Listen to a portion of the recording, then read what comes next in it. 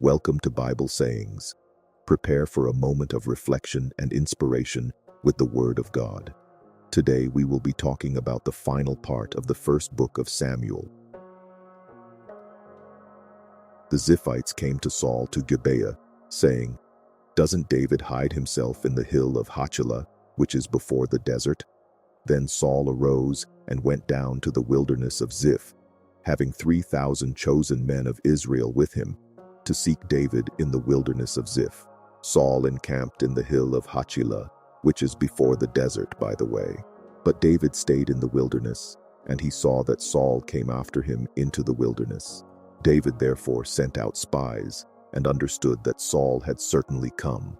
Then David arose and came to the place where Saul had encamped, and David saw the place where Saul lay, with Abner the son of Ner, the captain of his army.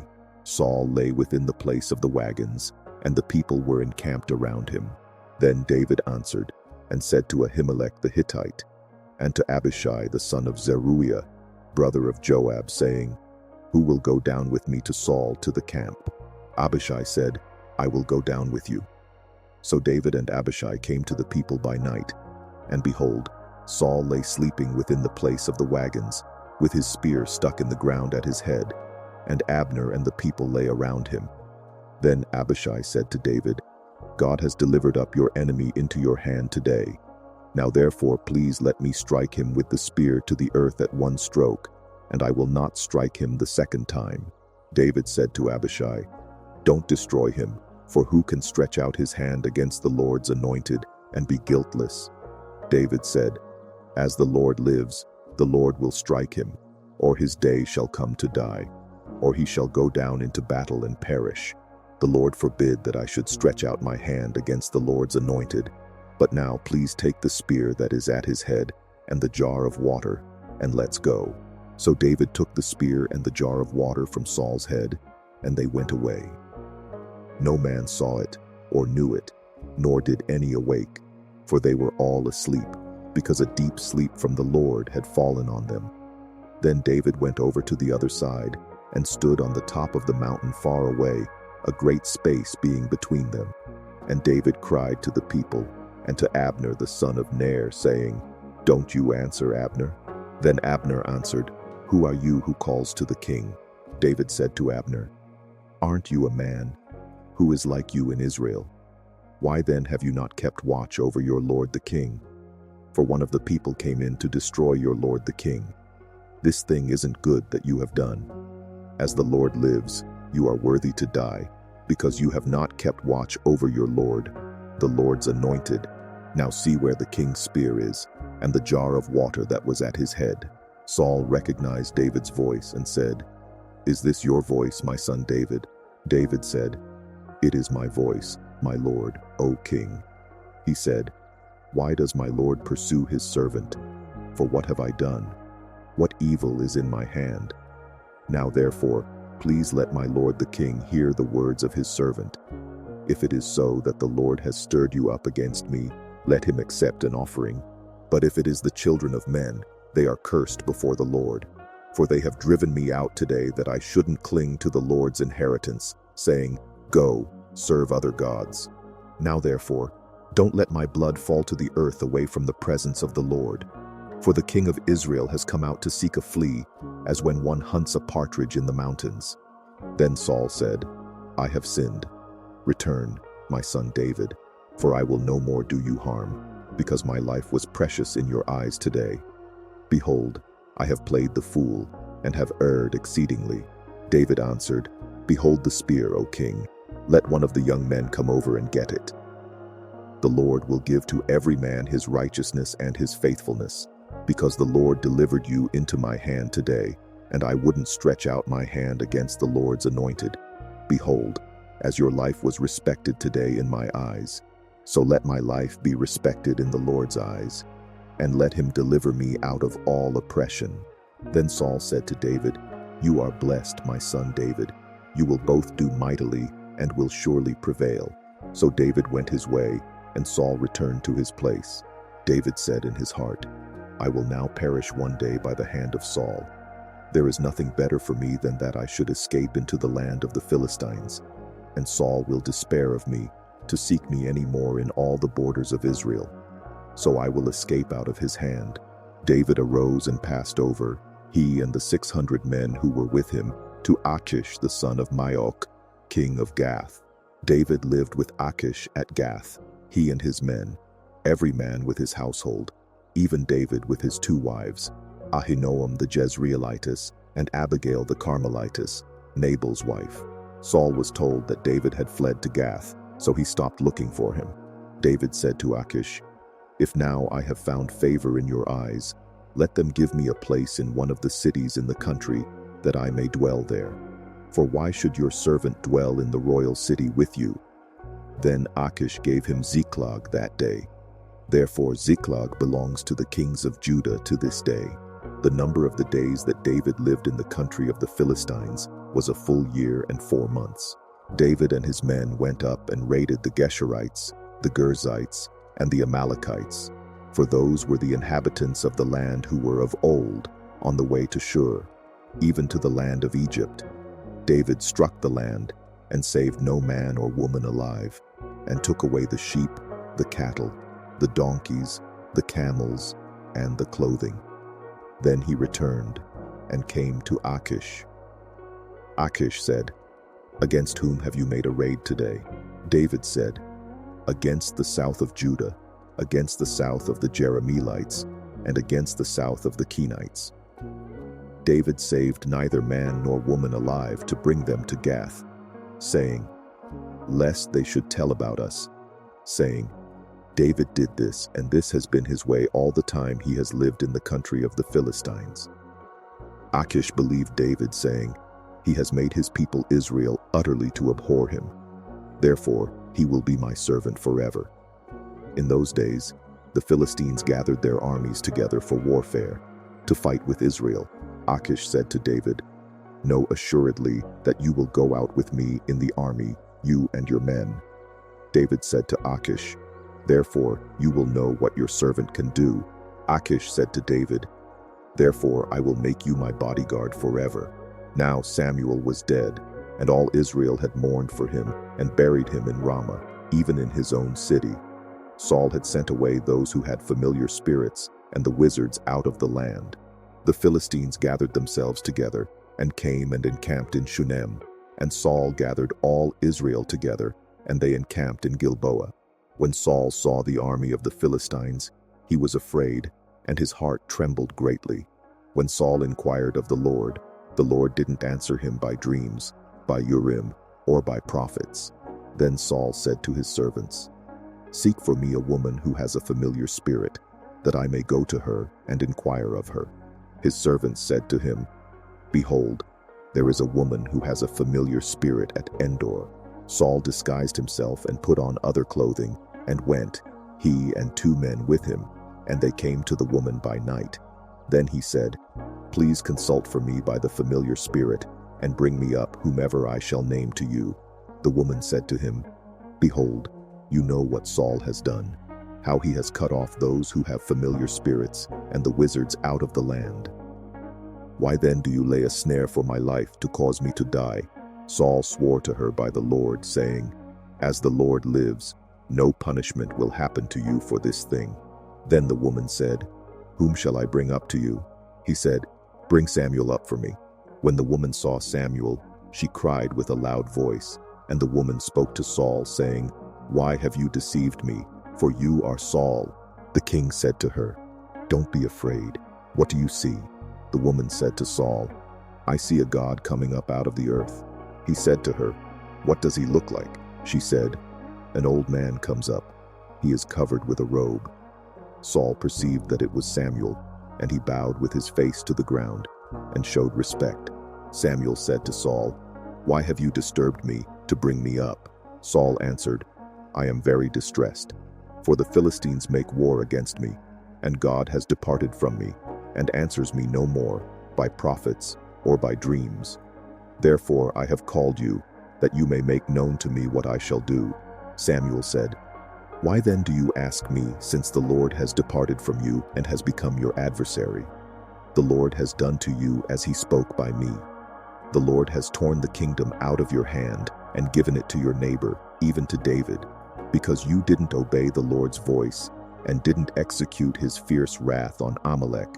Therefore the Lord has done this thing to you today. Moreover, the Lord will deliver Israel also with you into the hand of the Philistines, and tomorrow you and your sons will be with me. The Lord will deliver the army of Israel also into the hand of the Philistines." Then Saul fell immediately his full length on the earth, and was terrified because of Samuel's words. There was no strength in him, for he had eaten no bread all day long or all night long.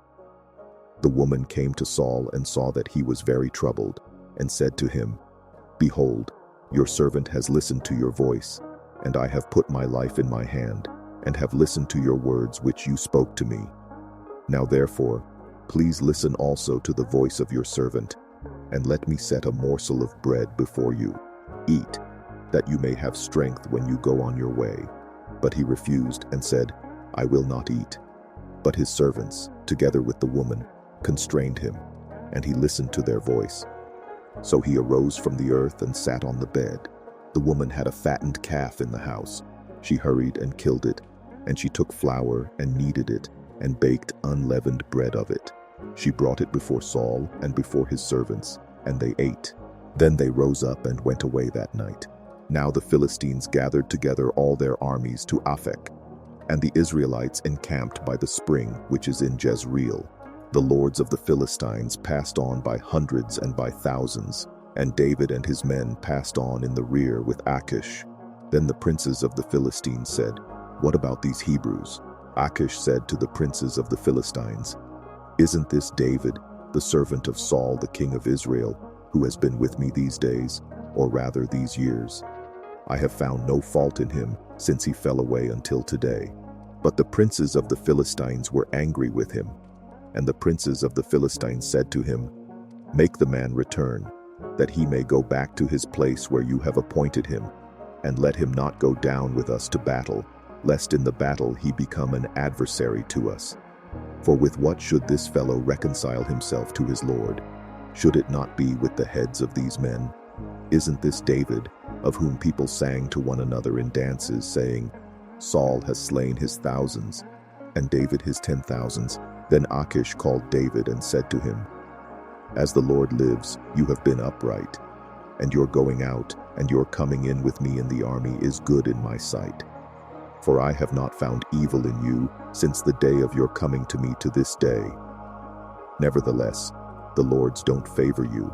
Therefore now return and go in peace, that you not displease the lords of the Philistines." David said to Achish, "But what have I done? What have you found in your servant so long as I have been before you to this day, that I may not go and fight against the enemies of my lord the king?" Achish answered David, "I know that you are good in my sight, as an angel of God. Notwithstanding, the princes of the Philistines have said, 'He shall not go up with us to the battle.'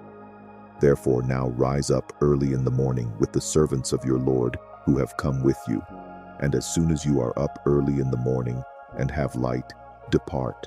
So David rose up early, he and his men, to depart in the morning, to return into the land of the Philistines. And the Philistines went up to Jezreel. When David and his men had come to Ziklag on the third day, the Amalekites had made a raid on the south and on Ziklag, and had struck Ziklag and burned it with fire, and had taken captive the women and all who were in it, both small and great. They didn't kill any, but carried them off and went their way. When David and his men came to the city, behold, it was burned with fire, and their wives, their sons, and their daughters were taken captive. Then David and the people who were with him lifted up their voice and wept until they had no more power to weep. David's 2 wives were taken captive, Ahinoam the Jezreelitess, and Abigail the wife of Nabal the Carmelite. David was greatly distressed, for the people spoke of stoning him, because the souls of all the people were grieved, every man for his sons and for his daughters. But David strengthened himself in the Lord his God. David said to Abiathar the priest, the son of Ahimelech, "Please bring the ephod here to me." Abiathar brought the ephod to David. David inquired of the Lord, saying, "If I pursue after this troop, will I overtake them?" He answered him, "Pursue, for you will surely overtake them, and will without fail recover all." So David went, he and the 600 men who were with him, and came to the brook Besor, where those who were left behind stayed. But David pursued, he and 400 men, for 200 stayed behind, who were so faint that they couldn't go over the brook Besor. They found an Egyptian in the field, and brought him to David, and gave him bread, and he ate, and they gave him water to drink.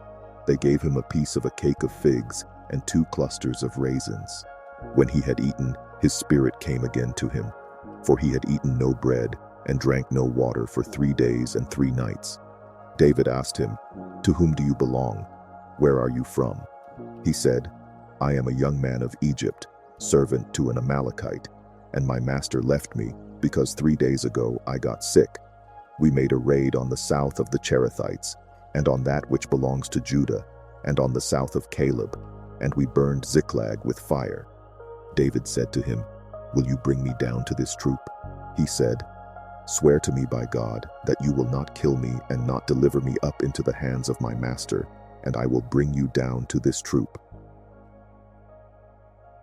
When he had brought him down, behold, they were spread around over all the ground, eating, drinking, and dancing, because of all the great plunder that they had taken out of the land of the Philistines and out of the land of Judah. David struck them from the twilight even to the evening of the next day.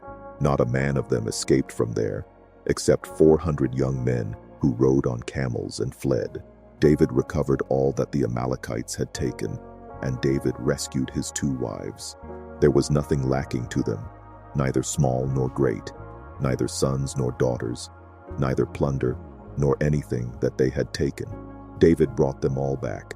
David took all the flocks and the herds, which they drove before those other livestock, and said, "This is David's plunder." David came to the 200 men, who were so faint that they could not follow David, whom also they had made to stay at the brook Besor, and they went out to meet David and to meet the people who were with him. When David came near to the people, he greeted them. Then all the wicked men and worthless fellows of those who went with David answered and said, "Because they didn't go with us, we will not give them anything of the plunder that we have recovered, except to every man his wife and his children, that he may lead them away and depart." Then David said, "Do not do so, my brothers, with that which the Lord has given to us, who has preserved us, and delivered the troop that came against us into our hand. Who will listen to you in this matter? For as his share is who goes down to the battle, so shall his share be who stays with the baggage. They shall share alike." It was so from that day forward, that he made it a statute and an ordinance for Israel to this day. When David came to Ziklag, he sent some of the plunder to the elders of Judah, even to his friends, saying, "Behold, a present for you from the plunder of the Lord's enemies." He sent it to those who were in Bethel, to those who were in Ramoth of the south, to those who were in Jatir, to those who were in Aroer, to those who were in Siphmoth, to those who were in Eshtemoa, to those who were in Rakal, to those who were in the cities of the Jerahmeelites, to those who were in the cities of the Kenites, to those who were in Hormah, to those who were in Borashan, to those who were in Athach, to those who were in Hebron, and to all the places where David himself and his men used to stay.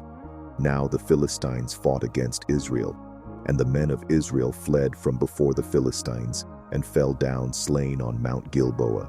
The Philistines overtook Saul and his sons, and the Philistines killed Jonathan, Abinadab, and Malchishua, the sons of Saul. The battle went hard against Saul, and the archers overtook him, and he was greatly distressed by reason of the archers. Then Saul said to his armor-bearer, "Draw your sword, and thrust me through with it, lest these uncircumcised come, and thrust me through and abuse me." Wah! But his armor-bearer would not, for he was terrified. Therefore Saul took his sword and fell on it. When his armor-bearer saw that Saul was dead, he likewise fell on his sword, and died with him. So Saul died with his 3 sons, his armor-bearer, and all his men that same day together. When the men of Israel who were on the other side of the valley And those who were beyond the Jordan saw that the men of Israel fled, and that Saul and his sons were dead. They abandoned the cities and fled, and the Philistines came and lived in them. On the next day, when the Philistines came to strip the slain, they found Saul and his 3 sons fallen on Mount Gilboa. They cut off his head, stripped off his armor, and sent into the land of the Philistines all around to carry the news to the house of their idols and to the people. They put his armor in the house of the Ashtaroth, and they fastened his body to the wall of Beth-shan. When the inhabitants of Jabesh-Gilead heard what the Philistines had done to Saul, all the valiant men arose, went all night, and took the body of Saul and the bodies of his sons from the wall of Beth-shan. And they came to Jabesh and burned them there. They took their bones and buried them under the tamarisk tree in Jabesh, and fasted 7 days.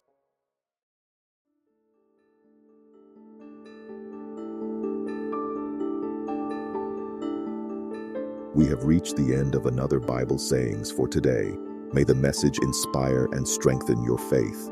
We hope this portion of the word has touched your heart.